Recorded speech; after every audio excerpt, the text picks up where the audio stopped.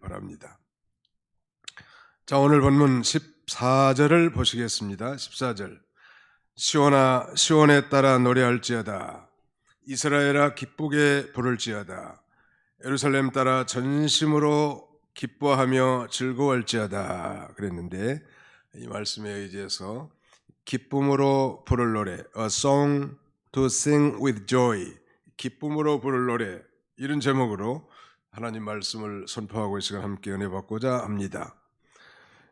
어제 기준이 전 세계 코로나19 확진자의 총수는 세계적으로 약 1억 5,200이 넘었고요. 사망자도 320만 명에 이르렀습니다. 대단한 수치죠. 이 수치는 거의 부산 인구가 약 340만이니까요. 거의 부산 인구수에 준하고, 우리 서울로 따지면 한 3분의 1이, 서울 인구의 3분의 1이 죽은 거나 마찬가지. 우리 도봉구로 따지면 약 10배 정도, 도봉구 인구의 약 10배가 코로나19로 유명을 달리한 참 엄청난 재앙입니다. 우리나라의 경우도 확진자가 지금 12만 명이 넘었고 사망자도 1,800이 넘었다고 합니다. 아무튼 뿐만 아니죠. 이 코로나19로 인해서 경제적, 사회적인 고통은 말할 것도 없고 정신적 피로도도 그야말로 극에 달한 것이 현실입니다. 대기업은 다소 많이 회복되고 있습니다만 영세 자영업자들의 경제적 타격은 손을 놓고 있을 정도로 심각한 상태고요. 작년 말 기준이 청년 체감 실업률은 약 25%라고 합니다. 그러니까 4명 중 1명은 취포자가 뭔 줄 아시죠? 취업을 포기한 사람이라는. 교회도 지금 계속해서 좌석수의 20%만 예배드릴 수 있는 제한된 모임이, 성가대 연습도 할 수 없고 또 성경 공부 프로그램도 운영할 수 없는 그야말로 이런 열악한 상황입니다. 그럼에도 불구하고 우리가 항상 기뻐할 수 있을까요? 아니, 정말 기쁨의 노래를 부를 수 있겠는가? 성경은 이렇게 증거합니다. 항상 기뻐하라, 쉬지 말고 기도하라, 범사에 감사하라. 이것이 그리스도 예수 안에서 너희를 향하신 하나님의 뜻이니라 라고 이렇게 말씀하죠. 자, 우리 한번 따라서 합시다. 항상 기뻐하라, 쉬지 말고 기도하라, 범사에 감사하라. 네, 그것이 우리 그리스도 예수 안에서 우리 성도를 향하신 하나님의 뜻이란 말. 이것은 역설적으로 말하면 그리스도 예수 바깥에서는 불가능하다는 얘기예요. 예수님 안에서 가능하지만 아담 안에서는 불가능하다는 거예요. 육신적으로는 결코 이룰 수 없지만 예수 그리스도 안에서 거듭난 신자들은 그런 절망과 낙담 가운데서도 우리가 항상 기뻐하고 감사하고 끊임없는 주님과의 교통이 가능하다는 거예요. 우리 기쁨에도 한 3가지 종류가 있는데, 첫째는 이 육체적인 기쁨일 것입니다. 아니, 정말 육신적인 기쁨, 우리의 육신의 만족이 채워졌을 때 우리가 누리는 기쁨, 육체적 기쁨이라고 말할 수 있겠는데요. 다른 하나는 정신적인 기쁨입니다. 우리의 정신적 욕구가 채워졌을 때 누리는 기쁨이죠. 가령 좋은 음악을 들었다든지 뮤지컬을 감상했다든지 아니면 정신적인 그런 스포츠 활동을 통해서 어느 정도 기쁨을 누릴 수 있을 수 있겠으나, 그러나 이 육체적인 기쁨과 정신적인 기쁨은 대단히 제한적인 것이고 금방 다시 목마르고 줄일 수밖에 없는 그런 기쁨이지요.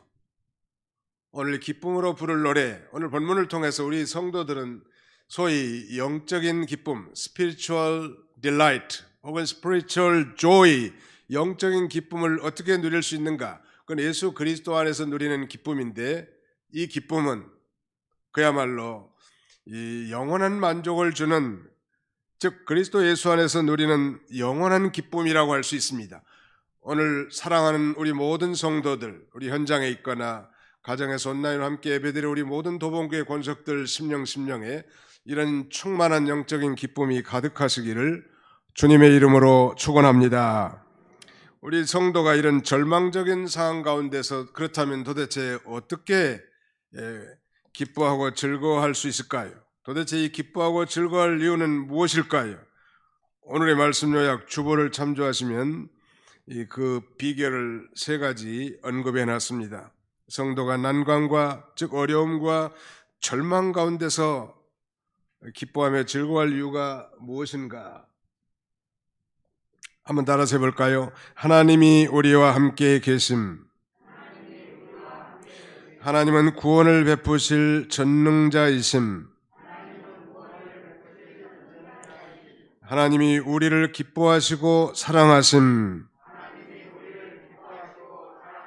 예, 우리 성도가 이 절망적인 그런 상황 가운데서 그야말로 난관과 환난, 질병과 역경 가운데서라도 기뻐하며 즐거워할 중대한 이유는 하나님이 우리와 함께 계시기 때문입니다.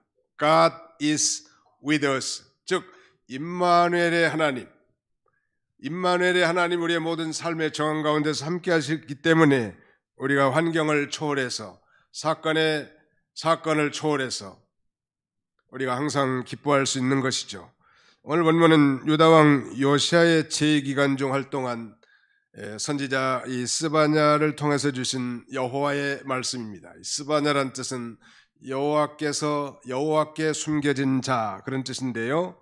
당시 스바냐 선지자는 선왕 므낫세와 아몬 왕의 영향을 받아서 각종 우상 숭배와 제약으로 패망에 기울어진 유다 백성을 향해서 소위 여호와의 날을 경고합니다. 즉 여호와의 날이 임박하였음을 이렇게 경고하면서 회개를 촉구하는 것이죠. 여호와의 날, the day of the day, the day of the Lord. 여호와의 날이라고 하는 것은 여기서는 소위 심판의 날이란 말.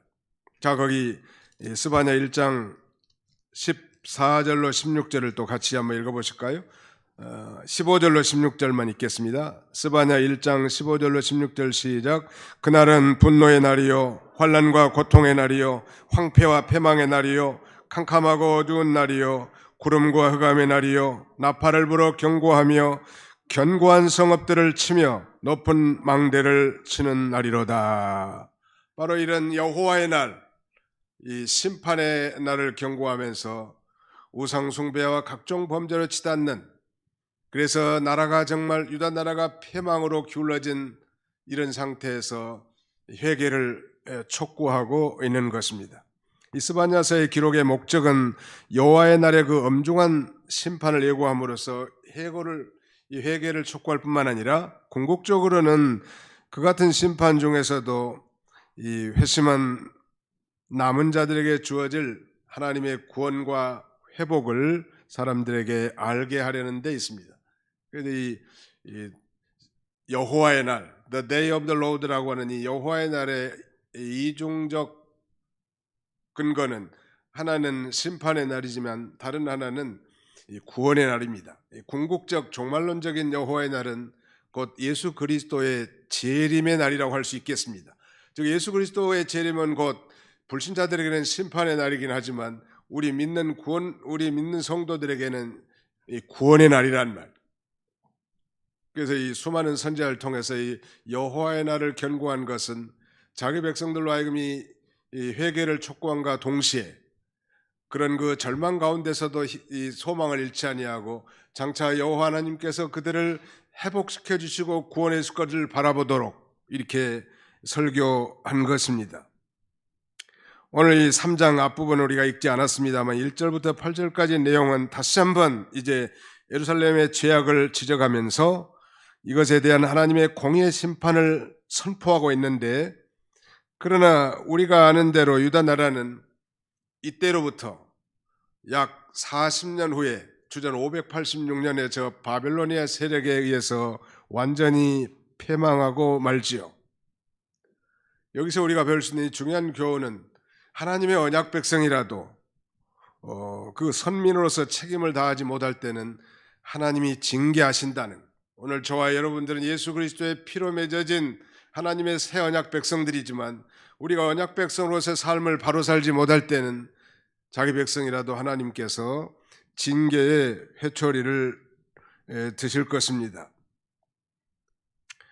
그러나 오늘 본문 봉독한 스바냐 3장 하반부, 즉 9절로 20절에서는 유다와 열방에 대한 심판을 예언한 것과는 달리 하나님께서 이 스바냐 선지자를 통해서 이제 여호와의 날에 임할 구원을 계시해 주고 있습니다.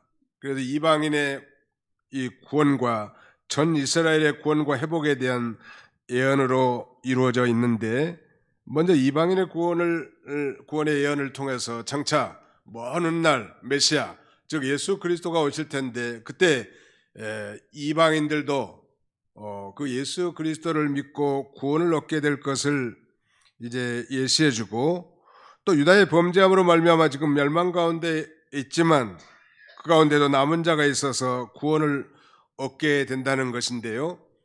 이것은 역사적으로 이제 바벨론도 패망하고 이 페르시아가 등장할 때 유다 나라가 회복하여 본토로 귀국하고 성전을 짓고 하나님을 섬기게 될 걸 가리키지만, 궁극적으로는 먼 훗날 이제 예수 그리스도를 통해서 구원과 회복이 있을 것, 즉 장차 완성될 메시아 왕국을 예표해 준 것입니다. 그러니까 이중적 성취라고 할 수 있겠죠. 예언의 이중적 성취, 신학적으로 규명한다면 이스라엘의 역사적으로 회복되는 이 부분적인 회복과 함께 궁극적으로 있을 종말론적 회복, 즉 예수 그리스도가 오심으로 이제 이방인이든 유대인이든 하나님이 보내신 메시아이신 예수 그리스도를 영접하고 구원을 받아 하나님 나라가 세워져 나갈 것을 이렇게 예언하고 있는 것입니다. 하나님의 백성들에게 가장 비극이 있다면 그것은 하나님께서 자기 백성들을 버리고 함께 하시지 않는다는 것일 것입니다. 하나님의 언약 백성에게 말씀도 주시지 아니하시고, 하나님의 언약 백성이 기도할 때 기도의 교통과 감동도 없게 하시고 응답도 없다면, 어떤 외부적인 좋은 환경 가운데 우리가 산다 할지라도 우리 그리스도인이란 참 그리스도인이라면 만족감이 없단 말. 아무리 우리가 외부적인 좋은 환경 속에서 산다 할지라도 언약의 하나님과의 교통함이 없이, 정말 하나님의 말씀을 통해서 은혜를 받지 못하고 기도를 통해서 주의 응답을 받지 못하고 산다면 그야말로 곤고한 인생이고 가련한 인생이 될 수밖에 없단 말. 그러므로 우리가 정말 말씀을 통해서 우리에게 회개를 촉구하고 경고할 때 우리가 진정으로 회개하고 하나님의 자녀로 살아가는 것이 중요한 것입니다. 유다 백성들의 이 패역으로 말미암아 그들은 바벨로니아에 망했는데, 사실 유다 백성들을 바벨로니아에 포로 보낸 것조차도 하나님이 그들을 완전 멸망시키려고 한 것이 아니고, 그 기간 동안에 그들을 정말 연단하고 정화시켜서 하나님의 언약 백성으로서 하나님과의 새로운 관계를 회복하도록 한, 이 말하자면 정화의 기간이고 연단의 기간이라고 할 수 있을 것입니다. 그러므로 비록 포로 앞에서 비참한 생활을 한다 할지라도 거기에서도 우리 하나님이 임마누엘의 하나님, 하나님이 함께 해줄 것이고, 그곳에서도 일시적인 성소가 되어 주님이 만나 주겠다고, 그러므로 두려워하거나 절망하거나 손을 늘어뜨리지 말라는 거예요. 다시 말씀드리면 오늘 우리 코로나19로 정말 하는 일마다 정말 어렵고 힘들고 고달프다 할지라도, 아니 개인적으로 가정적으로 그런 곤고한 가운데 있다 할지라도 낙심하거나 절망하거나 아니 두려워하지 말라는 것. 왜냐하면 하나님이, 우리 아버지신 하나님이 우리와 함께 계심을 믿으라는 것. 하나님이 나와 함께 계심을 믿을 때 우리는 환경을 초월하여 오히려 감사와 기쁨으로 살아갈 수 있을 것입니다. 왜 우리 인생에게 두려움이 생길까요? 그건 하나님을 온전히 믿지 못하거나 그분을 의지하는 신앙의 결여 때문이라고 할 수 있을 것입니다. 그래서 이 불안과 함께 발생하는 것, 전심으로 여호와 하나님을 믿고 의지하는 것, 그때는 정말 우리가 다윗이 고백한 것처럼 사망의 음침한 골짜기로 다닐지라도 우리가 두려워하지 않아요. 내가 사망의 음침한 골짜기로 다닐지라도 해받는 것을 두려워하지 않을 것은 주께서 나와 함께 하심이라. 여호와 하나님이 나와 함께 계심으로 환경을 초월하여 우리가 기쁨의 노래, 정말 기쁘고 즐거워하는 삶을 살아갈 수 있는 것입니다. 믿으시기 바랍니다. 성도에게 있어서 그런 면에서 주님이 떠나가신다면 우리 인생은 헛된 인생이에요. 물론 이 법적으로 언약 백성인 자기 백성들을 하나님이 영원히 떠날 수는 없겠지만 일시적으로 우리가 정말 이 성령의 인도와 주장을 따라 살지 못하고 육체의 죄 있는 본성을 따라서 산다면 마치 주님이 영원히 내 곁을 떠난 것처럼 곤고한 인생을 살아갈 수밖에 없을 것입니다. 우리 찬송가 446장 주 음성 외에는 이런 찬송이 있죠.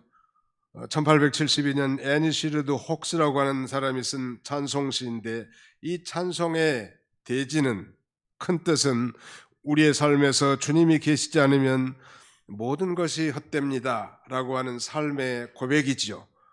거기 2절 3절 가사에 보면 이렇게 시작합니다. 나 주께 왔으니 복 주시옵소서.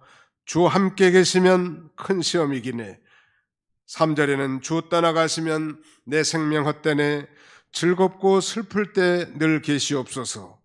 기쁘고 기쁘도다 항상 기쁘도다 나 주께 왔사오니 복 주옵소서. 그런 내용이죠. 주 함께 계시면 큰 시험을 이기네. 임마누엘의 하나님이 계신다면 우리 앞에 닥치는 큰 시험도 이기겠다고 이 애니시르드 혹스 여사는 그렇게 노래하고, 주 떠나가시면 내 생명이 헛되기 때문에 즐겁고 슬플 때 늘 나와 함께 계셔달라고 이런 기도의 찬송을 하나님 앞에 올리는 것입니다.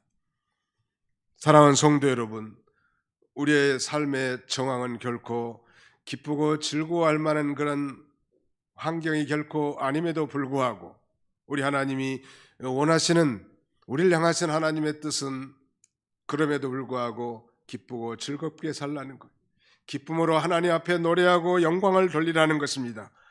왜 그럴까요? 두 번째는 하나님은 구원을 베푸실 전능자이시기 때문에 그렇습니다.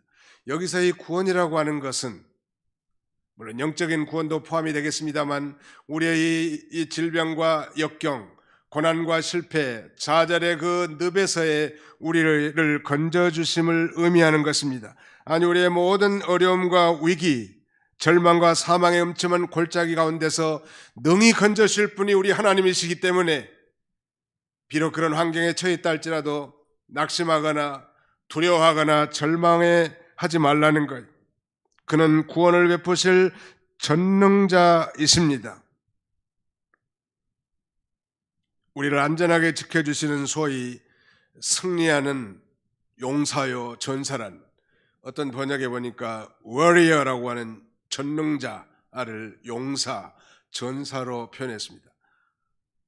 수많은 이 애니메이션 영화에 보면 그 전사는 대단한 무장을 하고 대적들을 물리치는 이런 모습을 연출하고 있는데요, 바로 우리 하나님은 바로 이 전능하신 하나님이시고 이 victorious warrior, 승리하는 전사요 savior, 우리의 구원자이신 것입니다. 그 하나님께서 이스라엘 남은 자들에 대한 형벌을 제거하신다는 사실은 이제 그의 모든 죄악이 사해졌음을 시사하는 것입니다. 자, 3장 18절을 보실까요? 3장 18절입니다. 제가 읽겠습니다. 3장 18절, 내가 절기로 말미암아 근심하는 자들을 모으리니 그들은 내게 속한 자라. 그들에게 지어진 짐이 치욕이 되었느니라. 여기 절기는 이스라엘 백성들에게 가장 기쁨을 주는 축제의 행사인데요, 주로 이 초막절이라든지 유대인들의 중요한 절기인 유월절을 가리킵니다. 이 그러한 기쁨의 축제에 참석하지 못한 것은 그들이 범죄함으로 저 바벨론에 포로 잡혀가서 저 먼 애국 땅에서 과거의 조국에서 하나님을 섬기고 그 축제의 절기를 지켰던 것들을 추억하면서 안타까워하는 것, 그런 사람들을 때가 되면 하나님이 다시 모아서 회복시켜 주시고 본토로 돌아와서 정말 마음껏 여호와 하나님을 기뻐하며 찬송할 수 있게 해줄 거라고 그렇게 약속하고 있습니다. 반면에 그 대적들은 다 심판하시겠다는 것, 이와 같이 이스라엘을 회복시켜 주었던 하나님께서는 오늘날에도 예수 그리스도를 통해서 이제 가난한 자에게 아름다운 소식이 전파되게 할 뿐만 아니라 불행과 재앙으로 인해서 절망에 빠진 자들을 위로하심으로써 상처받은 마음을 싸매 주십니다. 포로된 자에게 자유를, 갇힌 자에게 노임을 전파하시죠. 즉 죄와 사망을 무기로 우리를 정말 짓누르는 그 마귀의 권세로부터 영적인 자유, 영광의 자유에 이르게 해주겠다는 거예요. 그리고 슬픈 자를 위로해 주시고 영적인 눈먼 자를 다시 보게 하심으로써 그 위대한 구원의 역사에 참여하게 할 것을 에스바냐를 통해서, 아니 유다 백성들의 회복을 통해서 우리에게 교훈해 준 것입니다. 오늘 21세기를 사는 우리 성도들도 하나님을 떠나 이 죄와 저주의 형벌을 받을 수밖에 없었던 자들이라고 했죠. 그래서 그 죄와 사망을 무기로 휘두르는 원수 마귀의 종노릇 해왔던 존재들이었습니다. 그런데 전능하신 구원자 예수 그리스도 메시아를 하나님께서 보내주시고 예수 그리스도를 통해서 그 저주받은 신분에서 영광스러운 하나님의 자녀로 삼으시고 하나님의 가족으로 우리를 세워주신 것입니다. 그러므로 우리가 어떤 절망 가운데서도 그 전능하신 하나님, 구원의 하나님을 우리가 기뻐하고 즐거워할 수 있어야 할 것입니다. 우리 스바냐 바로 앞에 성경이 하박국이라는 성경. 옛날 시골 할머니들은 세상에 하박국이 어딨냐고, 호박국은 있어도 하박국은 없다고 이런 적이 있을 만큼 생소한 성경인데, 하박국도 선지자의 이름이죠. 하박국도 역시 스바냐 선지자와 같이 폐망에 가는 유다를 향하여 저들이 우상숭배와 각종 죄로 말미암아 하나님의 심판이 있을 거라고 예언했던 그런 선지자였습니다. 그리고 마침내 저 바벨론이 유다의 예루살렘을 침략해서 완전히 예루살렘을 쑥대밭으로 만들고 성전을 다 불태우고 성전의 기명들 다 빼앗아갔죠. 정말 남는 것이라고는 없었습니다. 모든 농작물들이 다 핍절해지고 모든 목축업이 다 파괴가 다 돼서 정말 소유한 것이 없었습니다. 그럼에도 불구하고 그는 이렇게 노래합니다. 비록 무화과 나무가 무성하지 못하며 포도나무에 열매가 없으며 감람나무에 소출이 없으며 밭에 먹을 것이 없으며 우리의 양이 없으며 외양간에 소가 없을지라도 나는 여호와로 인하여 기뻐하며 나의 구원의 하나님으로 인하여 기뻐하리로다, 즐거워하리로다 라고 고백합니다. 전쟁으로 말미암아 다 잃어버렸음에도 불구하고 나는 여호와로 인하여 즐거워하며 나의 구원의 하나님으로 인하여 기뻐하리로다 라고 이렇게 찬송한 거예요. 오늘 우리의 환경이 도대체 기뻐하고 즐거워할 이유가 전혀 없는 것 같지만 우리도 이 하박국 선지자와 같이 나는 여호와로 인하여 즐거워하며 나의 구원의 하나님으로 인하여 기뻐하리로다 이런 찬송하는 저와 여러분들이 다 되시기를 주님의 이름으로 축원합니다. 마지막 하나는 이 절망과 그야말로 난관 가운데서 우리가 왜 기뻐해야 될까요? 17절에 보시면 오늘 본문의 요절은 17절인데 17절 같이 한번 통독하도록 하겠습니다. 17절입니다. 시작. 너희 하나님 여호와가 너희 가운데 계시니 그는 구원을 베푸실 전능자이시라. 그가 너로 말미암아 기쁨을 이기지 못하시며 너를 잠잠히 사랑하시며 너로 말미암아 즐거이 부르며 기뻐하시리라 하리라. 세 번째는 하나님이 우리를 기뻐하시고 사랑하시기 때문에 아무리 어려운 일을 내가 닥치고 슬픈 일을 만난다 할지라도 하나님이 나를 기뻐하시고 즐거워하신다는, 사랑하신다는 말. 요새 뉴스를 여러분 통해서도 다 전해받았겠지만 한강변에 산 유력한 의대생 대학생 1학년이 친구와 술을 마시고 실종됐는데 그 아버지가 애타게 부르짖는 내용이 매스컴을 통해서 전해졌고 엿새 만에 한강에서 싸늘한 시체로 발견된 내용을 보면서 그 아버지의 마음을 좀 이해할 수 있을 것 같아요. 제발 좀 살아있기만을 바랬지만 비참하게 생을 마감하지 않았습니까? 아버지의 마음은 그거요. 오늘 우리 5월의 가정의 달을 가운데 우리 가족들끼리 더욱 결속하고 또 사랑을 재확인하는 그런 가정의 달이 됐으면 참 좋겠는데, 우리 하나님이 우리를 기뻐하시고 사랑하신다는 말 믿으시면 아멘 합시다. 하나님이 우리를 기뻐하시고 사랑하십니다. 그가 너로 말미암아 기쁨을 이기지 못하시며 너를 잠잠히 사랑하시며, 영어 번역에는 이렇게 되어 있습니다. He will take a great delight in you. 큰 기쁨, 위대한 기쁨을 가지고 있다는 거예요. 그리고 He will quiet you with His love. 그의 위대한 사랑으로 잠잠히 너를 사랑한다고. 하나님은 우리를 너무너무 사랑하셔서 우리의 이 존재 자체만으로도 기뻐하십니다. 우리가 뭐 큰 일, 미치지 못할 귀한 일을 해서 우리를 기뻐하고 즐거워하는 것이 아니고, 우리 하나님은 내 존재 자체만으로도 기뻐하신다는, 보배롭고 존귀하게 여기시죠. 그래서 이 다윗은 시편 16편 3절에 땅에 있는 성도들은 존귀한 자들이니 나의 모든 즐거움이 그들에게 있도다. 땅에 있는 성도들은 존귀한 자들이니 나의 모든 즐거움, 하나님의 모든 즐거움이 이 예수 그리스도를 믿어 구속시켜 당신의 소유로 삼으신 성도들에게 하나님의 기쁨입니다. 나는, 한번 더 합시다. 나는 우리 하나님의 기쁨입니다. 예, 기쁨의 대상이. 최근에 저는 이제 둘째 손자를 보게 됐습니다. 뭐 손자가 아직 태어나서 얼굴은 상면은 못했어요. 산후조리에 있으니까. 또 그러니까 그 손자가 저에게 해준 게 아직까지 아무것도 없어.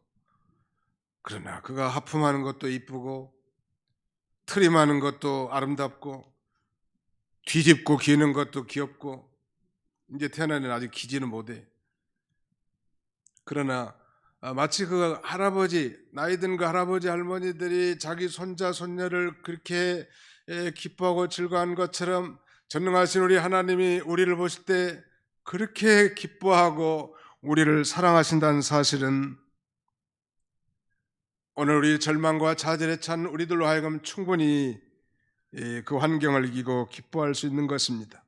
뿐만 아니죠. 이사야 62편 5절에 보니까 신랑이 신부를 기뻐함 같이 내 하나님이 너를 기뻐하시리라. 우리 한영강 강사님이 작년에 4월 달인가 결혼했는데 자기 부인 이름이 손육일 사모거든. 뭐 자랑을 얼마나 하는지, 자기 부인 자랑을 많이 해. 자기 부인 자랑한 사람이 팔불출이라고 하는데 원래. 그러니까 기쁘고 좋으니까 자랑하겠죠. 이와 같이 하나님이 우리를 그렇게 기뻐하고 즐거워하십니다. 그러므로 우리가 결코 낙심하거나 절망할 것이 없단 말이에요. 그분이 우리를 도와주시고 그 능력의 오른손으로 우리를 붙들어 주신단 말이에요. 그러므로 이 사랑을 재확인하고 항상 주님 안에서 우리가 기뻐하고 즐거워하는 인생을 살아야 할 것입니다. 우리 환경은 그렇지 못해요.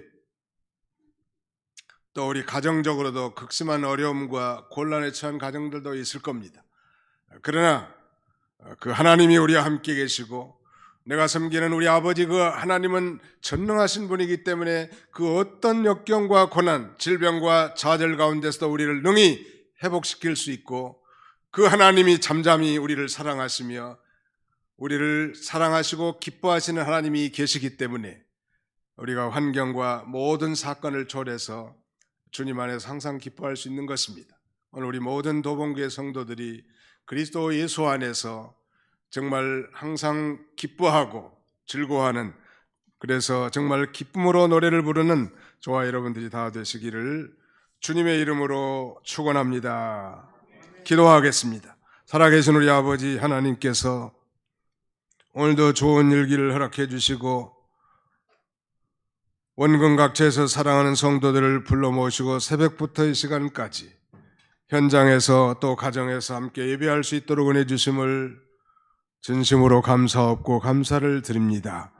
하나님 앞에 우리 자신들을 비추어 볼 때 참 부끄럽고 한심하기 짝이 없는 죄 많은 인생들이오나 긍휼이 풍성하신 하나님의 그 큰 사랑을 인하여 사죄받은 자기 백성들을 끊임없이 사유하시고 도우시고 이끄시고 능력을 베풀어 살게 하신 우리 하나님 아버지인 줄 알고 이제 우리가 정말 언약 백성답게 말이나 행실이나 우리의 삶에 있어서 우리 하나님을 기쁘시게 하는 삶을 살아가도록 인도해 주시기를 원합니다.